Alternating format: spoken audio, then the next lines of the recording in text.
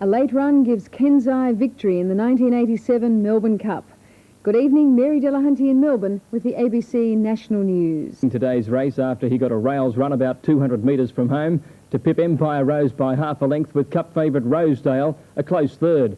But while Kensai and jockey were ecstatic, the Cup crowd was less than impressed by the showery weather, which played havoc with the traditional Cup fare.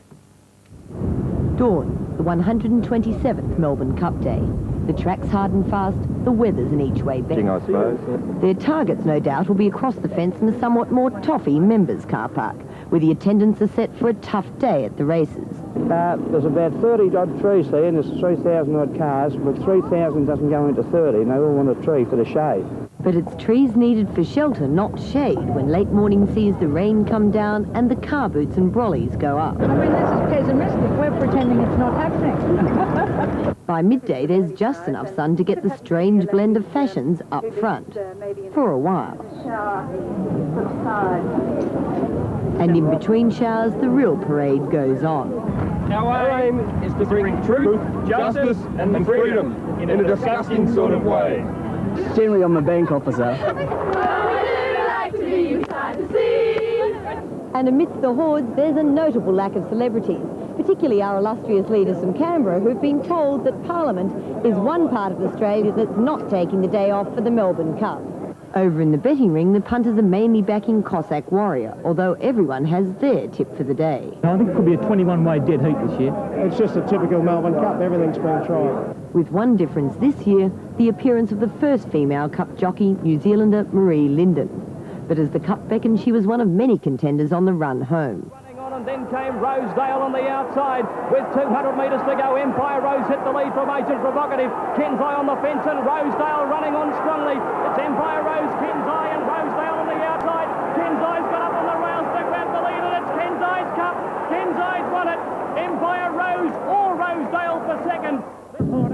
Kensai's 6 Sydney owners are ecstatic, and it's the first Cup win for trainer Les Bridge. I won a golden slipper and that was a great thrill, but I think this is greater, you know, this is the ultimate as far as the trainer's concerned. And a triumph too for jockey Larry Olsen, who retired and had to lose 20 kilograms to make a comeback this year. I've had to endure a little bit getting the weight off, and it certainly has been worth it, but still I feel well, I feel good, and while I feel that way, I want to keep riding winners. And it was a gem of a ride. Racing, the Nosh trails the field in the Menu Stakes.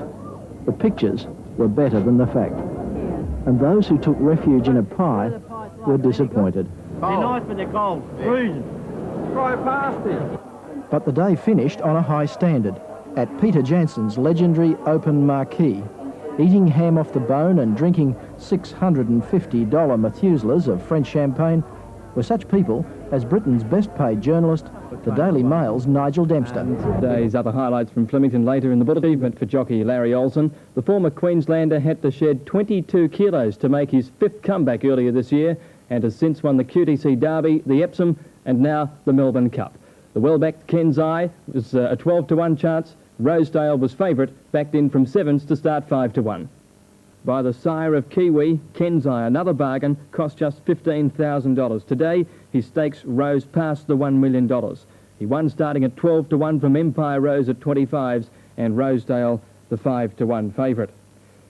Larry Olsen's day was soured when stewards began an inquiry into his ride on Sound Horizon in the 4th race today. The inquiry has been adjourned and will resume at 2 p.m. on Friday. Now to check the results of other races today. And in the first on the program, it was Old Lock who led all the way to score at 12-to-1 and beat the favourite Purposefully. Dwinder Targlish starting 4-to-1 favourite over Beau George and Warned. To the 6th event now. Mile back, Wolverton Diamond the leader, Casanora the big danger with about 100 metres to go. Casanora starting to reach Wolverton Diamond who's running out. Wolverton Diamond a neck, but Casanora goes home the best, grabs the lead and wins. Casanora's got up to win from Wolverton Diamond and Crown Styles flashed into 3rd. The longest price winner of the day, Casanora, ridden by Ken Russell at 20-to-1 in the Super Mild Stakes. It was Larry Olsen again in the next. The grandstand, Cavalry's hit the front from Larry Olsen's mount in the Navy. He's starting to flash at them now. In the Navy's raced up to grab the lead from Cavalry, and it's Larry again. In the Navy, scores by a length to Cavalry and a nose to Benefactor. In the Navy, a smart sprinter at 6-1, defeating Cavalry at 5s and Benefactor at 14-1. And the last, a runaway victory to Glowing Idol, bolted in, ridden by Peter Cook at 9s. Pseudonym missed the favourite, 2nd, and Lady Lindlam was 3rd. Bill Collins called his 34th Melbourne Cup today, breaking Joe Brown's record. It was a great call, Bill. Well done. And another small piece of racing history finishes there with Bill calling his last cup. Yes, it's rather sad, actually. It is sad, really. He's been a great caller over the years. We've grown up with him, haven't we? We certainly have. But now, Greg, we expect you to take over the mantle. It's a long way to go. OK, news headlines in a